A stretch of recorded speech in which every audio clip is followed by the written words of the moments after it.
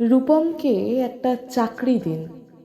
MA pass, বাবা নেই, আছে প্রেমিকা, সে আর 2-1 মাস দেখবে, তারপর নদীর এপার থেকে নদীর ওপারে গিয়ে বলবে, রূপম আজ চলি, তোমাকে মনে থাকবে চিরদিন। রূপমকে একটা চাকরি দিন, যে কোনো কাজ, পিয়নের কাজ হলেও চলবে। তমালবাবু ফোন তুললেন। ফোনের অন্য প্রান্তে যারা কথা বলেন তাদের যেহেতু দেখা যায় না, সুতরাং তারা দুর্গেয়। তমালবাবু মামাকে বললেন, রূপমের একটা চাকরির দরকার। মামা বললেন কাকাকে, কাকা বললেন জ্যাঠাকে, জ্যাঠা বললেন বাতাসকে। মানুষ জানলে একরকম, কিন্তু বাতাস জানলে প্রথমেই ছুটে যাবে দক্ষিণে। সে বলবে দক্ষিণের অরণ্যকে, অরণ্য বলবে আগুনকে। আগুন গেল আলিমুদ্দিন স্ট্রিটে, আলিমুদ্দিন ছুটল নদীকে বলার জন্য। নদী এসে আছড়ে পড়ল উপকূলে। সমুদ্র হিমাচল বলে উঠল, রূপমকে একটা চাকরি দাও। এমএ পাশ করে বসে আছে ছেলেটা। কয়েক মাস বাদের ঘটনা। আমি বাড়ি ফিরছিলাম সন্ধ্যাবেলায়। গলির মোড়ে 7-8 জন জটলা দেখে থমকে দাঁড়ালাম।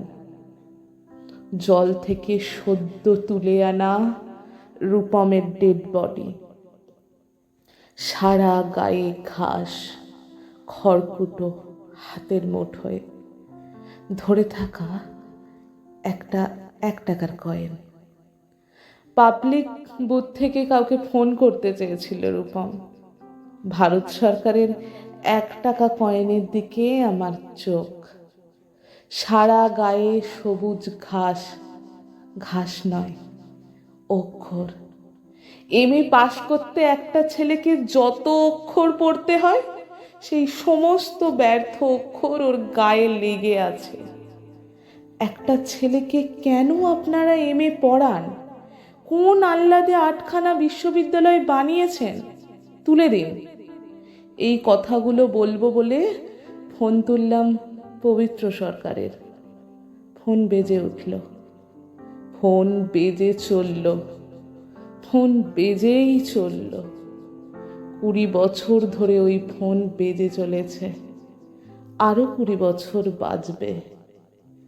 বাতাস বলছে অরণ্যকে, অরণ্য চলেছে নদীর দিকে।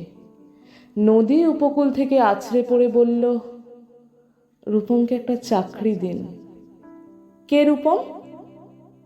রূপম আচার্য, বয়স 26, এমএ পাস। বাঁদিকের গালে একটা কাটা দাগ আছে।